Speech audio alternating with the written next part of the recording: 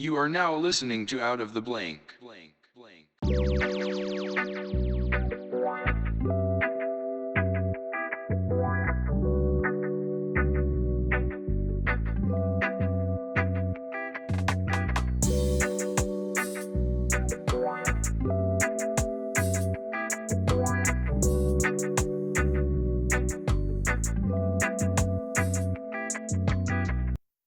Welcome to another episode of Out of the Blank podcast. I'm here with Brian Sutton.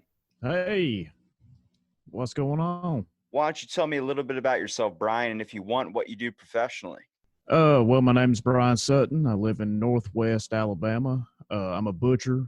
I've worked in retail grocery for 15 years, done everything from managed stores to, sacking groceries. Now, picked up meat cutting. When we say butching, are we talking about like own butcher shop, or are we talking about like at a grocery store, like slicing the deli ham, or Yeah. so like Well, it's at a grocery store. Yeah. well, so if you're working at the grocery store, you get to use the deli slicer. No, it's not so much the deli. I'm in I cut T-bones, ribeyes, anything like that. So what's the sharpest tool you get to use besides maybe your pecker? It's probably the bone saw.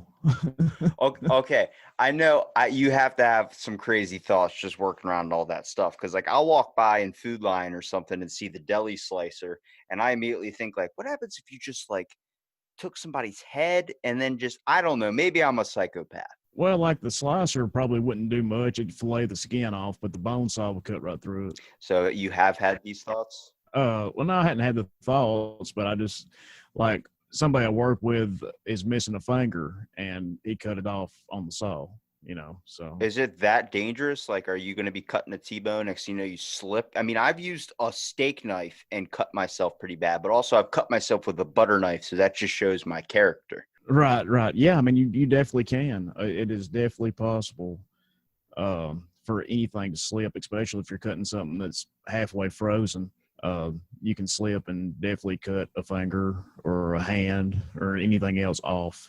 So you got to tell me, do you have any crazy stories about being a butcher? Like, I mean, you deal a lot with just the meat department. So like that's FDA. That's a lot. I mean, that's a big source of, I guess, a big product in America is red meat. I mean, for me, if I don't eat it, I won't shit for like 3 weeks just because I'm a fish eater. I'm like, True. yeah.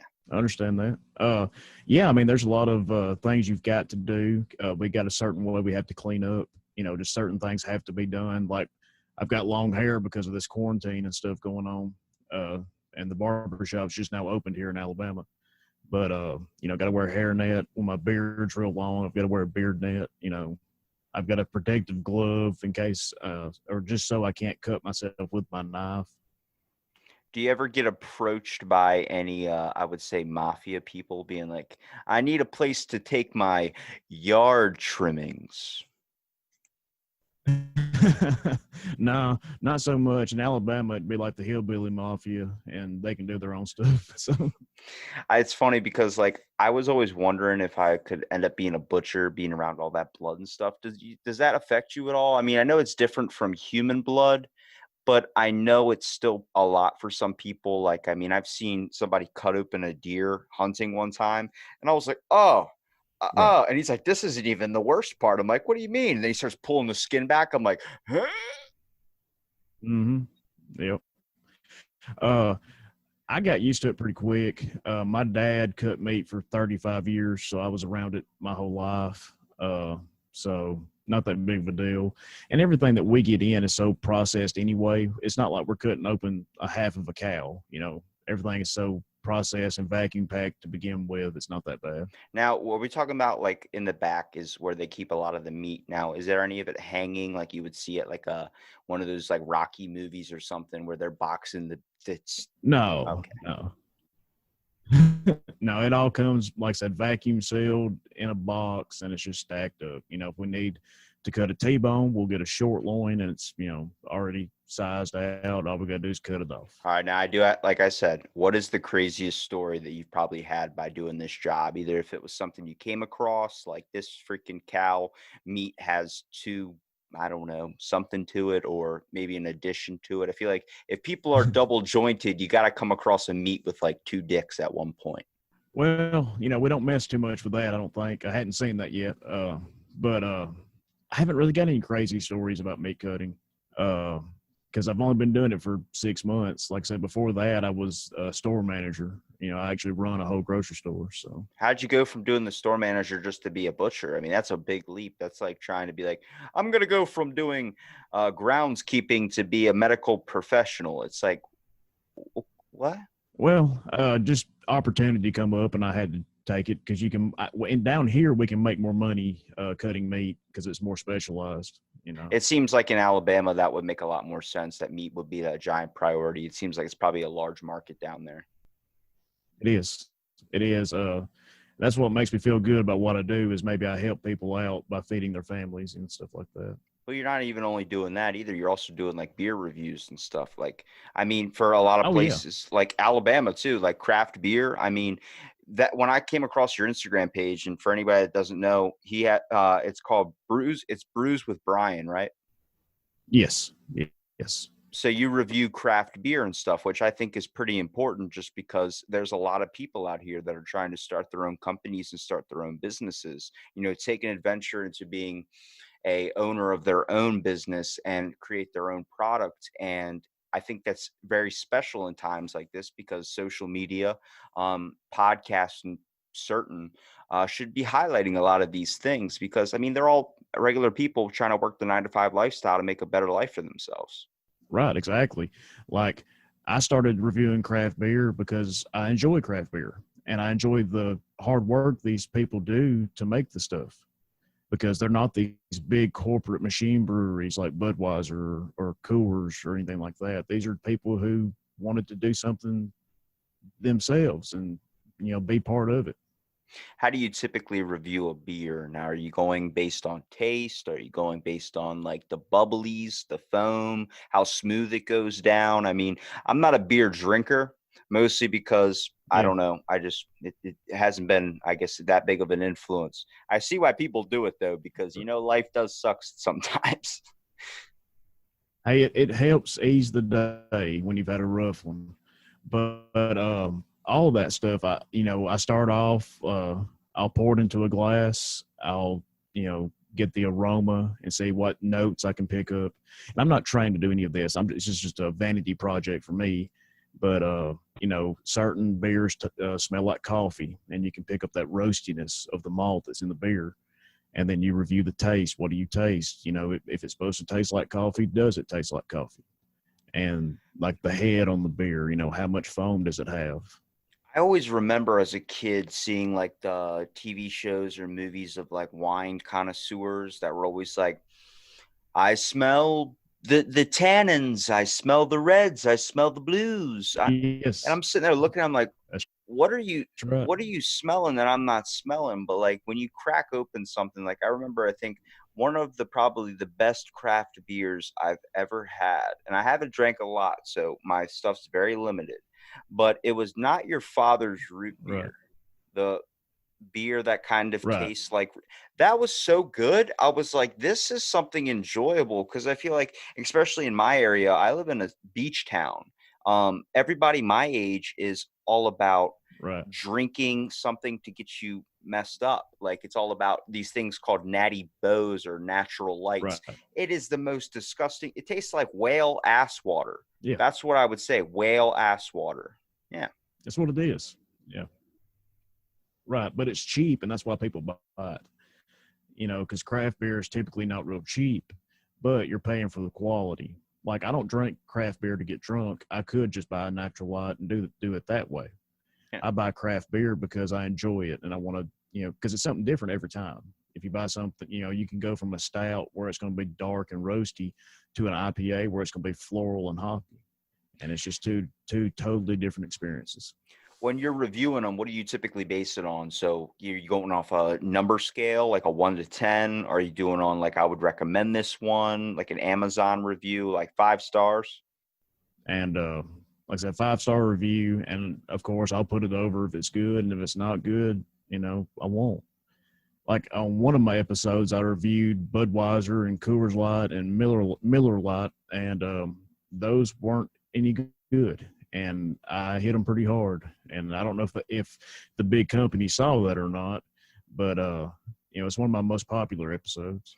You know what's the craziest thing is that if you go and maybe spend an extra couple bucks on a craft beer, you'll have a way better time than if you spend money on like a regular beer that you would get in just a restaurant. I mean, the fact is, there's all these Yeah, corporations, there's all these bars, restaurants. They're all owned by, or they, or I guess sell a product like Miller Lite, Coors Light, the main popular trending stuff. And they're only so right. trendy is because they're old. They've been around for so long. They've capitalized the Yeah, market when it comes to beer. But like, have you ever walked into an ale shop and just looked around at all the different types and combinations? I did that when I turned 21 years old, and I was like, they have fucking blueberry lemonade beer. I was like, I thought there was just Miller Lite, Coors Light, and a Heineken. yeah. Man, I've had beers that's had ghost peppers in it and habanero peppers, and they were fantastic. And like, yeah, you might break a sweat by the time you get done drinking it, but it was fantastic. What's the craziest combination that you've ever seen in one of your craft beers? Uh, well, as far as flavor, I'm not real sure. Probably the ghost pepper one, but I've tried a beer that was, I think it was 21% ABV, which is, alcohol by volume. And like your Miller Lite or Budweiser is going to be 5% ABV. So I had something that, roughly 4 times as strong in, one in class, you know, That sounds like and something you can fuel your the car first with. sip of it was like, I was about to say the first sip of it was like gasoline, but after that, it was really, really good. So, Like, I always look at like when I first went to the liquor store when I turned 21, and I was just so amazed at all the types of products that were out there. I think what really catches your eye is the same thing that kind of catches your eye with hot sauce, is the amount of detail and kind of styling of the bottle and also the label. Like, so many of these cool craft beers, what I really enjoy about them is the amount of artwork that goes into the beer. I mean, you're stuck with the same bland original thing all day, a Miller Lite or a Corona. What I mean, I don't think Corona, after all this giant shit going on right now, but their stock definitely plummeted. uh, of course, yeah. But yeah, you're right. Craft beer, that's one of the great things about it. The can art or the bottle art is, very different than what you're normally seeing. What would I say, if I was going to ask you, what would be your best beer memory? Like, one that you had. I mean, I remember on my birthday's New Year's Eve. So on New Year's Eve that night when watching the ball drop, my buddy, like, we just put out craft beer, some whiskey. And I mean, I'm not a big drinker, but Yeah, it's got us to one of those real moments. I feel like a lot of people get into conversations with friends either when drinking or something, and then you're like, I don't remember exactly what's right, said, but I remember I had an amazing experience with that person. I'll be connected with them forever from that. right. Well, with me, like I said, I live in Northwest Alabama. I'm about an hour away from Huntsville, Rocket City, and they have a beer fest every year. And the first time I went, they had, I think it was 100 different kinds of craft beer to try. And of course, you pay your entry fee. You get a 2-ounce glass, and you can have as many as you want. Within reason. You can't be belligerent or drunk.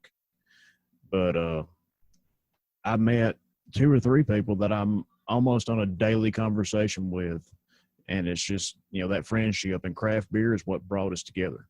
And I thought that was pretty cool. You end up, when you're doing an episode, do you ever talk about like maybe the specifics of like what a certain beer would mean to you? Have you ever done any of them that I guess mean something to you? Like, for me, if you bring up anything about Fireball, I'm gonna immediately start puking Yeah, because I had a very bad experience with that. right. Well, probably is the first craft beer I tried. I look back fondly on that, and it was called Monkey Knot. Again, from Huntsville, Alabama. It's called Straight to Ales, the brewery. And of course, it's Rocket City. So Monkey Knot, like an astronaut, but a monkey, because the first animal in space was Miss Baker, and she's buried in Huntsville. And I thought, well, that's a cool beer to try. And that's what started this whole journey that I've been on for 5 years. I know for a fact that you've had to think of your own craft beer idea. Come on, you got to shoot it my way, man. If I'm already hearing you go off about at least a couple names like Monkey Knot right there, I'm already thinking, what about Toad Hopper? Yeah. What about Mushroom Stump? What about all these beers? And it's like, what's in it? It's like, who fucking knows? But you're gonna buy it because the bottle looks sick as hell.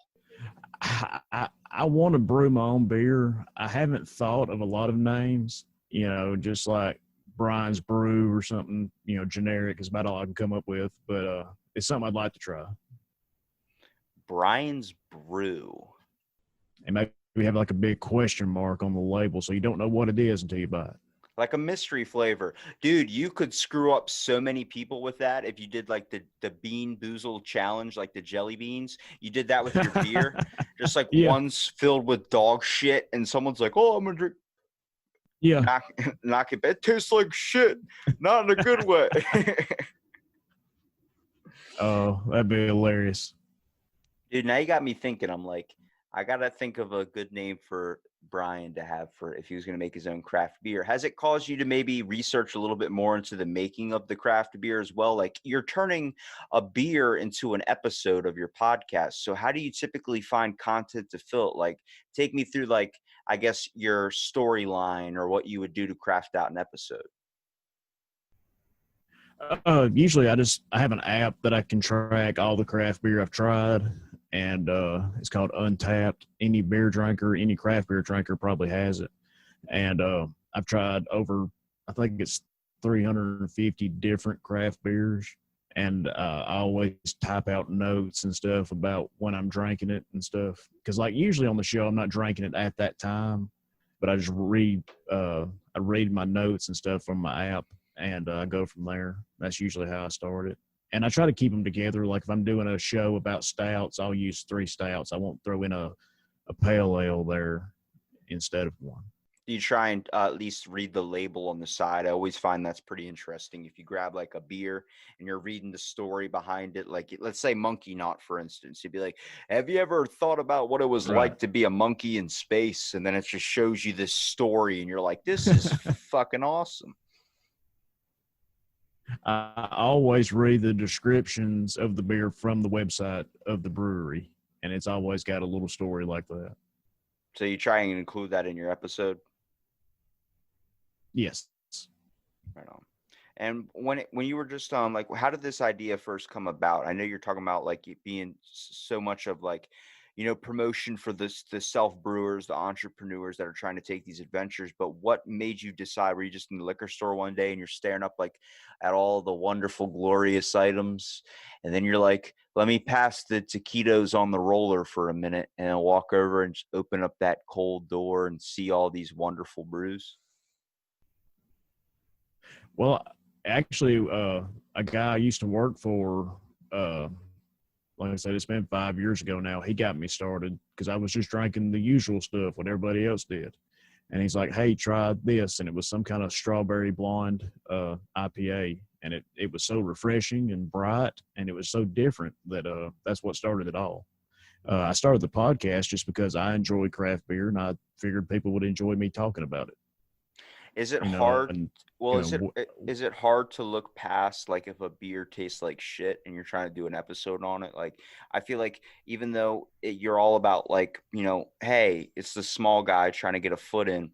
If I see a beer and it tastes like crap, I'm going to have to say something about it. Like, it's just not my fancy. I would probably rate it, but I'd have to also take my personal thought out of it as well and be able to rate it on a basis of like, maybe, for someone else that likes a strawberry taste, I got to think of them too. Right. That's usually what I do. I don't try to hammer them real hard. If I don't like it, I always say, try it anyway. Maybe you will. Or if you don't like it, you can give it to somebody that might like it. And usually that's what I do. I try not to, be too mean to them. And now if I had to ask you, what was the worst one you've ever came across? Oh, besides the big box beers, let's see. God, I've had so many. Now, Would an angry orchard or an angry apple orchard, I think is what it's called, do those count as I guess craft beer, I would say? Well, sort of. I mean, this is more of a cider, like an apple cider, hard cider kind of thing. And they're owned by the big corporations anyway.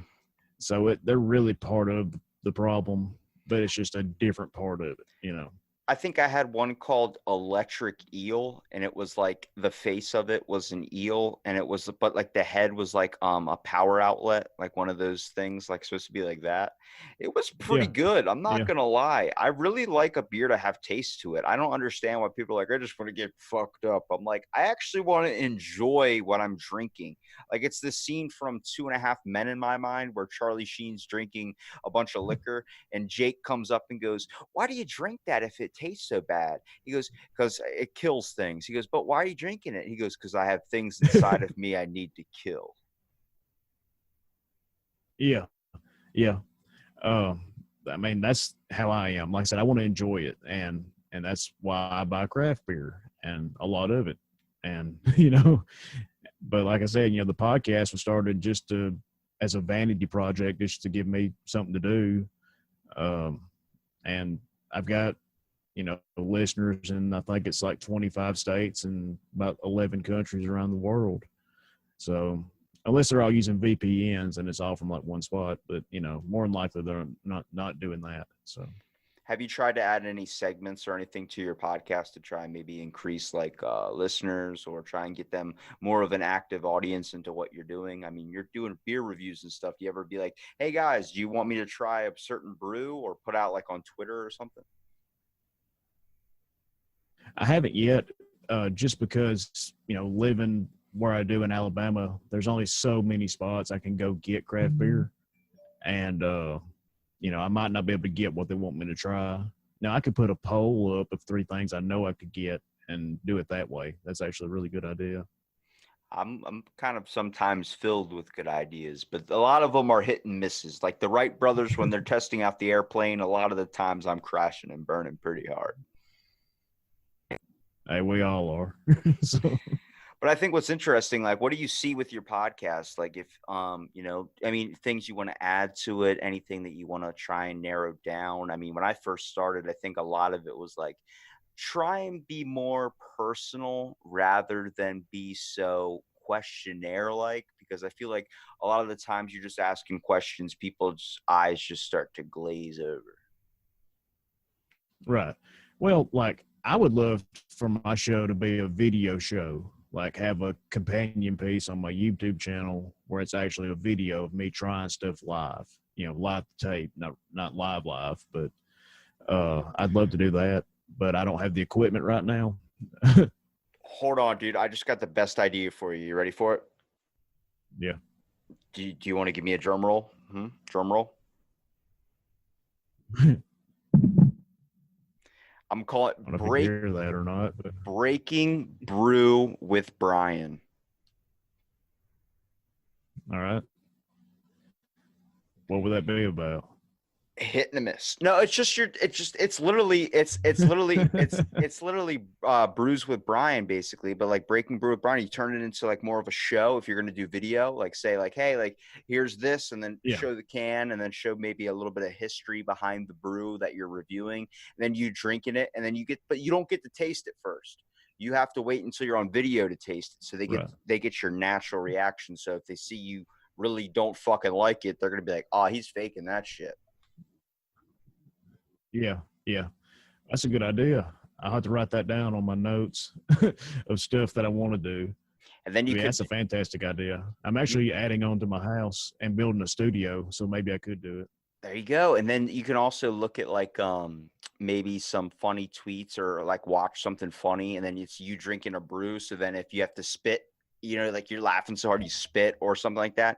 Or even if you get a big enough following, you know, you have people tweet at you, and then you could be like reading funny tweets, like if they're saying something to you, like, "Hey, next time do that," and then you just like reading it, like comment section with Brian or something. That's perfect. Yeah, that sounds good too.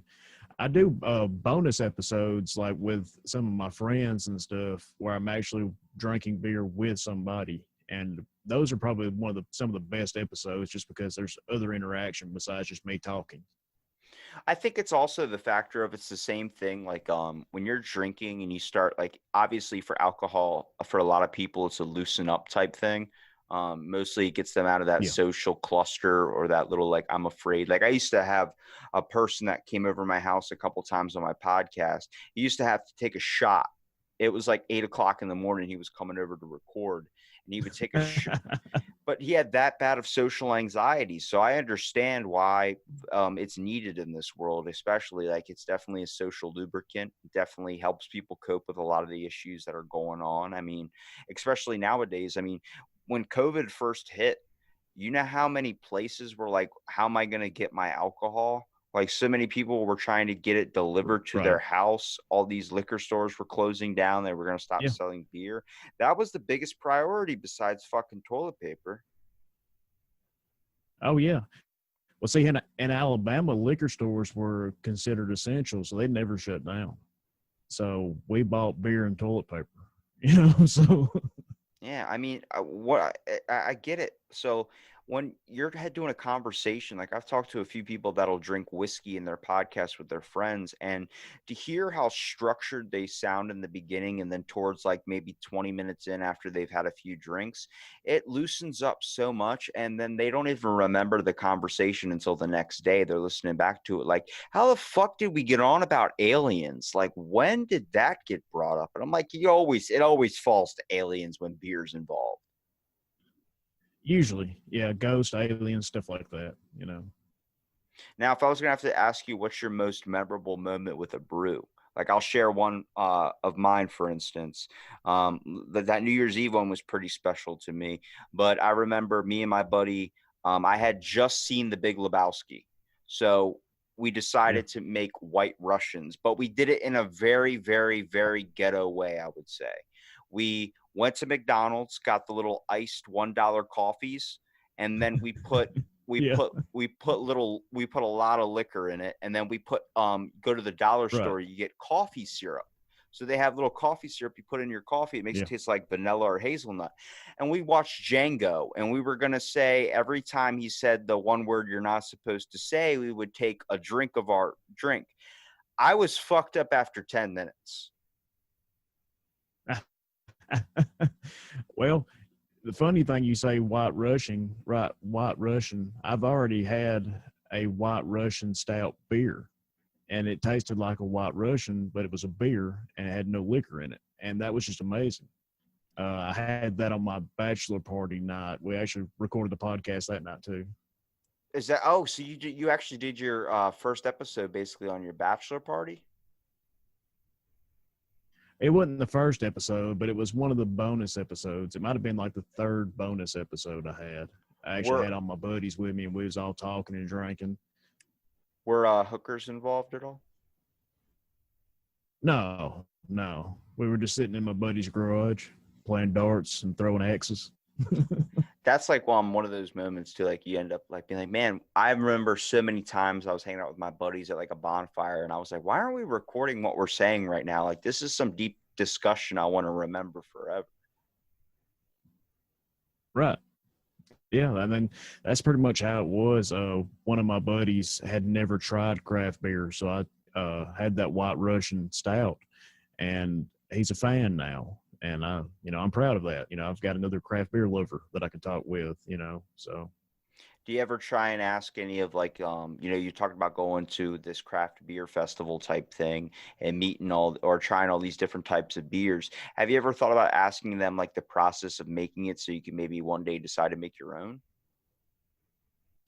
I haven't gotten that far yet. Mostly, I just pass out my business cards with the podcast information on it and try to get people to listen to my show. So I haven't really thought too much about asking anybody on how they make the beer. What do you typically prefer in one of your craft beers, like taste wise? Are you a more of a fruit guy, tropical guy? Are you more of like a solid whiskey kind of overall taste? I really enjoy coffee flavored beers, which are going to be typically dark stouts. And I've had beer that's been aged in whiskey barrels, so you get whiskey tones in the taste without the liquor.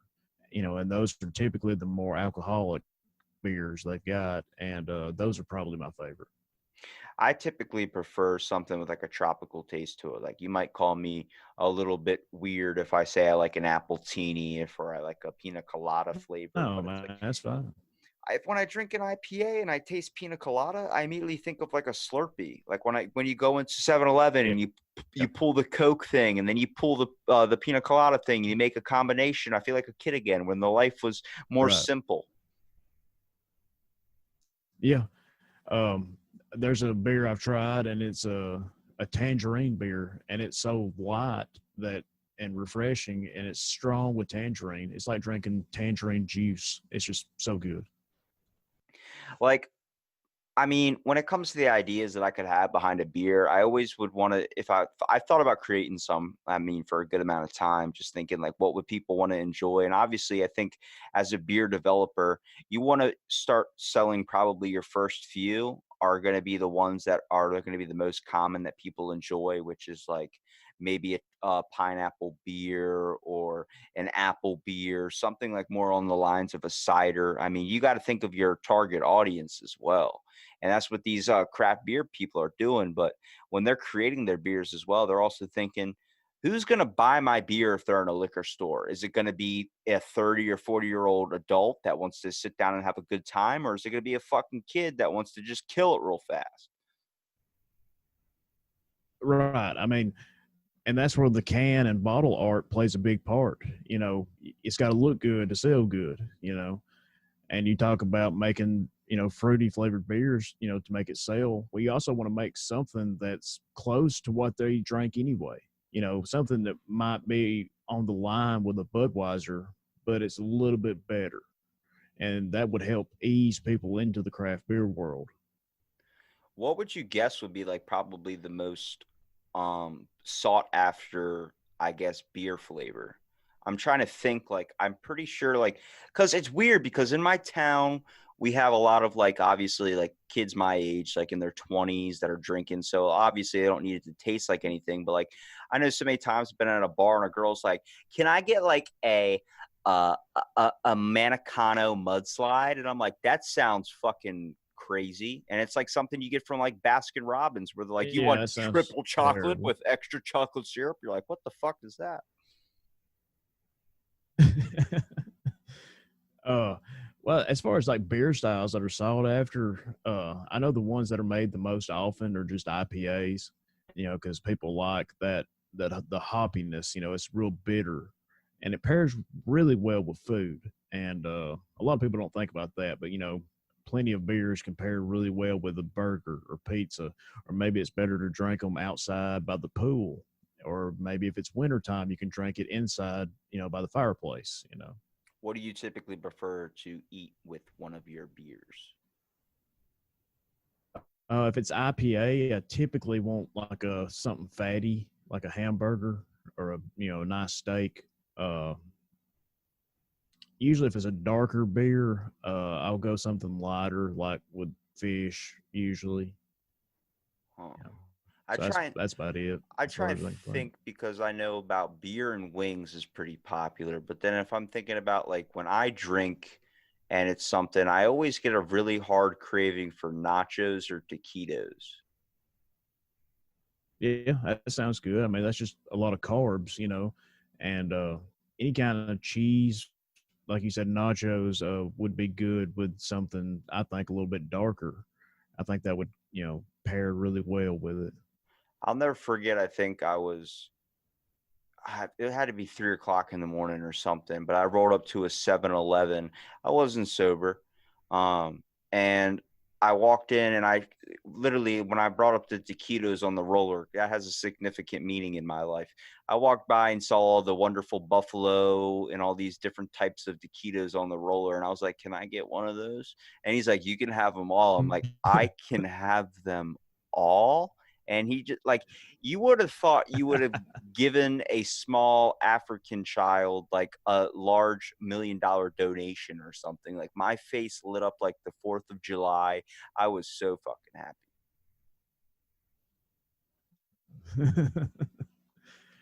But like, what kind of beer would you like to drink as far as like craft beer? What are your flavor profiles? Would you like something to be real hoppy and bitter, or do you want something to be sweeter? I like to have a little bit of like a nice flavor to it, man. Like, I when it gets too bitter, I really don't enjoy it. But I mean, like, my first beer I think I've really ever had that actually was like something I sat and like drank as an adult was a Heineken. And I remember it was because I used to do jet Right. skis during the summer. And this was 4th of July weekend. So I was spent 12 hours out on the water, and we were literally, it was 2 hours after closing. So it was dark time. And my boss rides back on his bike because we worked right next to a gas station, an ale shop. So he comes back with a 6-pack of Heinekens, and he's like, this is, or no, Yeah. six-pack of Corona. And he rolls up, literally Yeah. places it down, and he goes, here you go, and hands me a beer. So I'm sitting there drinking with my boss, and I'm like, this is fucking awesome. But it's like those moments that I really appreciate. I think that makes the beer taste better. You know what I mean? Oh yeah, I mean you've got to have a great environment or people to share it with, or otherwise it's just not going to be that good. When what would you typically recommend if I wanted something that would be like a tropical taste to it, like something maybe I can order or look up or something? Uh, if it's in season, you can get Tropical Torpedo from Sierra Nevada Brewing Company out of Chico, California, one of the oldest craft breweries around. They've been brewing craft beer since 1980. Uh, it's a pineapple-y, and it's an IPA, so it's going to have some hop bitterness in it, but not too heavy because that pineapple is really, really heavy on it. So that's mostly what you're going to get. Would you say that after doing this and kind of being involved with it a little bit more and kind of from when, I guess from when you started, your taste or your I guess you're being able to tell like the certain flavors and the keynotes into a beer has changed? Like I feel like for me, at one point, all beer tastes exactly the same, and then once I started realizing these different IPAs, I was like, oh no, no, no, no. There's a pretty key difference, and I feel like with you doing it so much, you're definitely honing in a lot of your taste buds. Right. And that's what I think is definitely happening because I can pick up on stuff that normally I couldn't. Because usually, most people do this. They put their beer in the refrigerator because they want to drink it cold. Well, some beers are meant to be drunk at room temperature. So you've got to let it warm up to get more of the aroma or more of a certain taste out of the beer. I know they always talk about cold brew. I wonder if there's like a hot brew beer. I don't know. I've never heard of it. I tried because I try anything, but It's like some dude just left his beer in his trunk at like 100-degree weather and was just like, this is a new invention. You drink it and end up puking 5 minutes later. yeah, and I've drank hot beer like that before, and I did not enjoy it. But it wasn't a commercial release.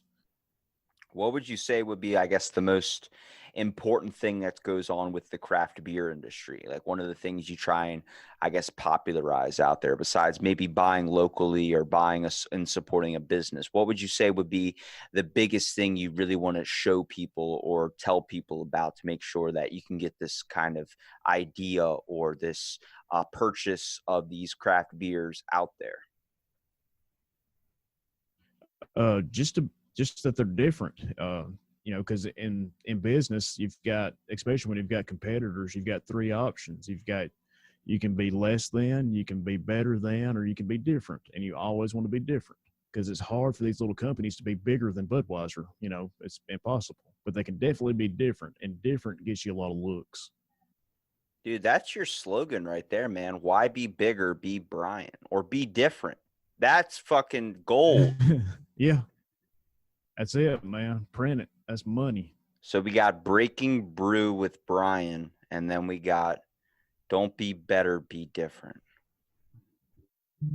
Yep. That's like a slogan my teachers used to tell me all the time in school. Like, it's okay, Robbie, you're different. I'm like, I'm different? Like, yeah, you're special. Here's your helmet. Now get out there, you little scamp. Well, that may be where I got it from, but it works, so What I'll would you run with it. what would you say would probably be the most difficult thing that you've kind of noticed through doing this? Like, have you had talked to any of these brewers themselves and heard any of like an emotional story behind it? Like, how hard it is to be able to get your product out there. Because it feels like anybody that tries to distill their own liquor, like it's a lot of fun doing it. I know the craft beer community, especially like when you look up beer culture on Instagram, is pretty positive.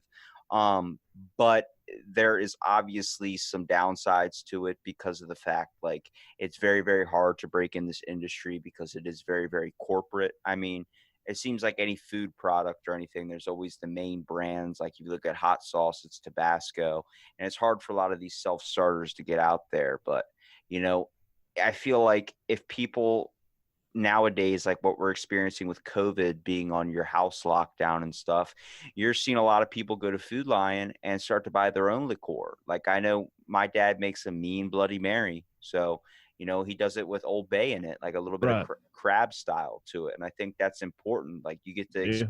expand your flavor profile out a little bit. Well, I think like with these craft brewers around, uh, I don't really have an emotional story about one of them, but the thing is, they have to put a lot of money into this to start it up, and they're probably looking at 3 years down the line before they ever make any money or break even if they're lucky. And it's hard now with everything being shut down. Some of them can do curbside pickup, but the actual bar is closed, and that's hurt a lot of them. And I'm afraid it might put some of them out of business. And I hope it don't, but it could. And if you were going to look at the world, at least maybe in the next 10 years, do you think that it's going to become more popular? Like I'm looking at what's going on right now and I'm seeing a lot of people trying different things they've never done before. I'm going to see a huge trend, I feel like, in a lot of self-starting businesses. A lot of people are probably going to end up starting their own, especially you're getting your stimulus check, you're getting all these types of money coming to you, unemployment if you can get to it. And I'm like, this is only helping people want to chase down that inner dream that they had. Like, why don't I start a business? But, they got busy. Life got busy. And I know I'm not saying this thing was a positive thing for anybody, but I'm saying this has completely shown people maybe I need to start doing something that I've been neglecting for a long time. And I feel like it's going to cause a lot of people to start their own businesses. There's obviously going to be more competition, but I feel like it's obviously going to give us a new outlook on life a little bit. Well, I hope it does. I hope people being quarantined in their homes is give them time to spend with their families, but also to reflect on what they actually want to do. Maybe you don't want to work in a grocery store for all your life. Maybe you do want to start your own business and sell, coffee or open a small restaurant or something like that. And I hope that does happen. And as far as craft beer, in 10 years, who knows where it's going to be, because just in my short time being a part of it, it's grown a lot in the state of Alabama. There's probably, I know in Huntsville, of at least 8 different breweries in one city. So it's definitely growing. Hmm.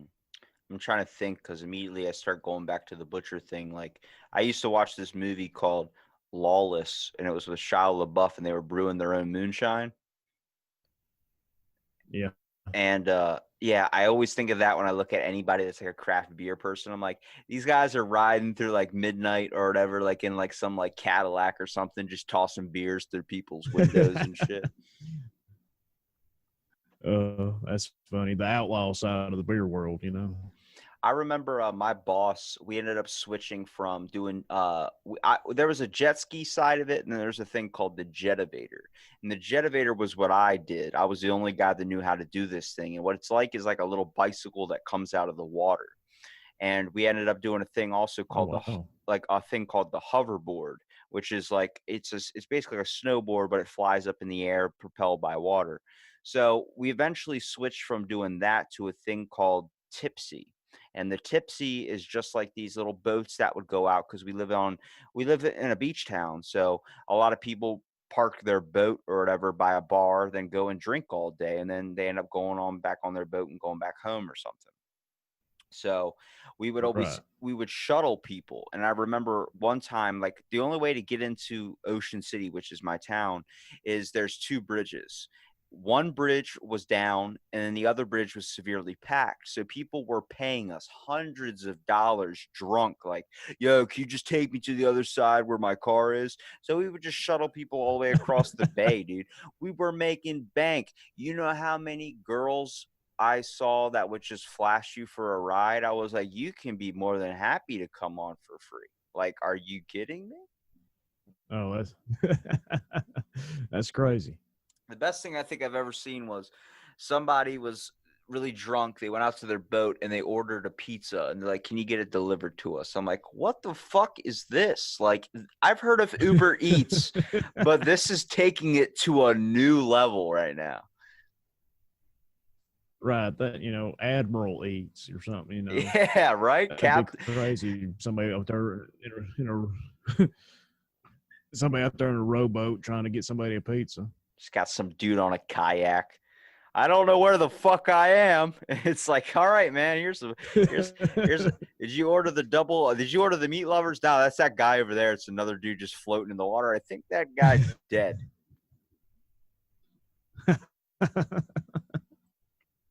But those were big things in my town, especially when it comes to beers. Like you get a boat, you drive over to or you sail over to an island or something, and you would just party. You would have a bonfire or something real late at night and just have a good time on the beach and doing these jetivator things, especially that I was doing for a while.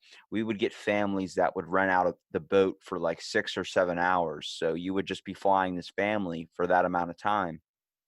So they would be Yeah. drink. I mean, we would get bachelorette parties on there. We would get bachelor parties on there.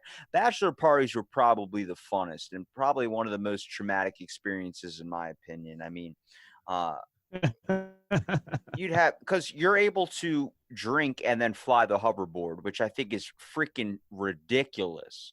But it makes my job Yeah, it harder because sounds a little dangerous. yeah, it makes my job harder because I'm in charge of your life, and as long as I'm not drinking, it's okay. But like I remember people would be like, "Yo, catch a beer," and then one dude's on the hoverboard, and I gotta make sure I can this person get him leveled just right where he's not gonna kill himself. And people are tossing beers at him and shit. One dude got hit in the head, it hit him in the helmet, and freaking knocked him sideways. Next thing I know, the hoverboard shoots out, almost freaking hits me. It gets nuts, dude. But Oh, it was so much fun, and I'll never forget. One dude dropped his whole cooler in the water, and like as we're going, like it's a little styrofoam cooler, the thing just broke, and beers went all over the boat and started flying off the boat, and that's littering. So we had to go back and we had to go back and pick them up. So I just told the one dude while he's on the hoverboard, just start steering it near the beers and scooping them out of the water. Next thing I know, he's just chugging them back every time he picks one up, and I'm like, this is just ridiculous. Like, oh, oh my God, like I don't oh my goodness. this isn't going to end well. And then eventually, after messing around for so long and people getting hammered on the boat and stuff, we ended up running out of gas. And then we're just sitting in the middle of the channel. And I'm like, this is the worst experience of my life. We had to get a tow to come out and get us. And I'm like, man, this is what Oh, happens. It's a fun story. But like at the time, I was like, I hate all of you. right. Oh yeah. Oh, I couldn't imagine. That'd be terrible. Now, when you're thinking of craft beer, do you think it's going to spark in the older people or do you think it's going to spark more in the younger people? I think it will start with the younger people, just because they probably drink more beer, than the older ones do. But I've seen a lot of older people drink beer. I've drank beer with 60-year-olds at breweries before. Just because they enjoy it and it's something different. But definitely the younger people to start with.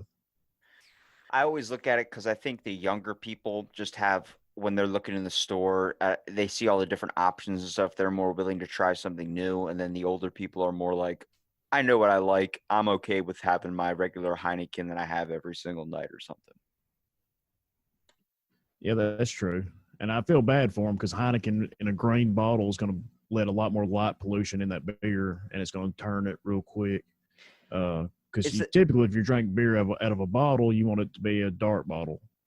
okay. So that actually plays a factor into a beer. So light pollution actually can affect the overall taste. Yeah, it can skunk it. I mean, it'll taste, when you crack it open, it'll smell like a skunk, and that's not something you want. That's something, you learn something new every single day. Holy crap. I never even thought about Right. light pollution.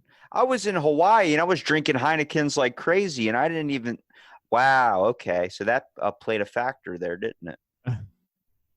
Yeah. I mean, like Coronas are in clear bottles, and that is the worst bottle you can get. I mean, even lights just from like overhead, lights in a store can damage a beer fairly quickly within a week. Do you think with all this Corona situation going on that the actual beer company is going to end up having to change their name? I doubt it. I mean, they've been around forever. It might make them more popular when it's all over with, and people can post pictures with Corona beer saying that they survived Corona or something stupid, I'm just saying the whole factor is nobody's naming their kid Hitler. So Well, that's true. Yeah. I'm pretty sure that man ruined a mustache for everybody. Yeah. Yeah, that style of mustache for sure.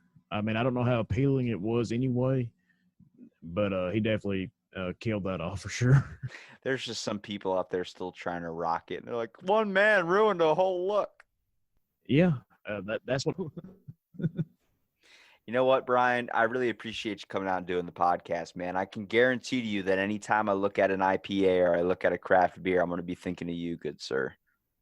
Well, I appreciate it, man. Like I said, you can follow the show, or you on Instagram at Brews with Brian.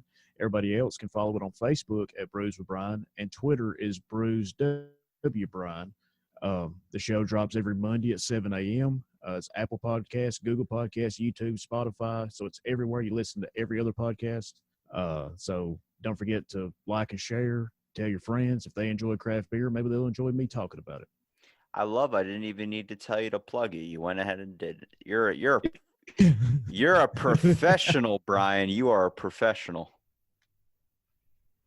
I do my best. I'll make sure to link everything in the description too, so people can find it, man. And like I said, Brian, I'm so appreciative of you coming out and doing the podcast, man. Well, I appreciate you asking me, man. This is the first interview I've ever done, ever. Conversation, baby. Conversation. Spread the word about the show, and that's it. Like I said, I'm going to tell everybody about yours, and so my buddies are already ready to listen to yours. I've already told them today. So, all right, people, you will know what's coming up. We're gonna see Breaking Brews with Brian. That's right. Give me about 6 months, and it'll be out there. You're gonna see a picture of Brian recreating the scene from Breaking Bad with him in his underwear wearing a green buttoned-up shirt. Oh man, my favorite show of all time.